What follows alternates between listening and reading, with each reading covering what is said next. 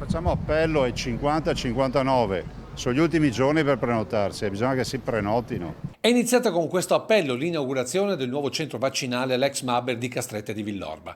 5.700 metri quadrati che da mercoledì andranno a sostituire l'attuale polo al Bocciodromo di Carità, quello alla dogana di Treviso e quello di Lughignano di Casale sul Sile. Area messa a disposizione dalla Progest di Bruno Zago, che ha provveduto anche agli allestimenti tutti in cartone riciclato. Oltre 100 le persone operative ogni giorno tra medici, infermieri, assistenti sanitari, esercito e protezione civile, che all'inizio faranno oltre 4.000 vaccini. È uno dei 60 centri del Veneto, abbiamo passato i 2 milioni di inoculazioni, quindi considerate che oggi possiamo dire con tranquillità, proprio da oggi, che un Veneto su 3 ha già avuto almeno una dose di vaccino. A noi forniscono 200.000 dosi la settimana, considerate che il nostro potenziale di vaccinazione oggi è di 100.000 dosi al giorno. È proprio in virtù di questi numeri che il Presidente vede diversi segnali positivi. Che un primo risultato noi lo vediamo nelle terapie intensive e nei ricoveri. Le fasce d'età vaccinate non rappresentano più pazienti nostri.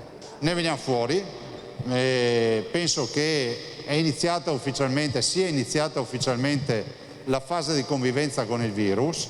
Fase di convivenza vuol dire che non bisogna abbassare la guardia, vuol dire che bisogna portare la mascherina, mantenere il distanziamento, ma comunque il peggio ce l'abbiamo lasciato alle spalle. Infine i ringraziamenti del Presidente a tutta la sanità veneta come esempio per tutti i cittadini. Io non dico di tornare al vecchio sistema di una volta che si andava col salame dal dottor, col salame e la bottiglia di vino.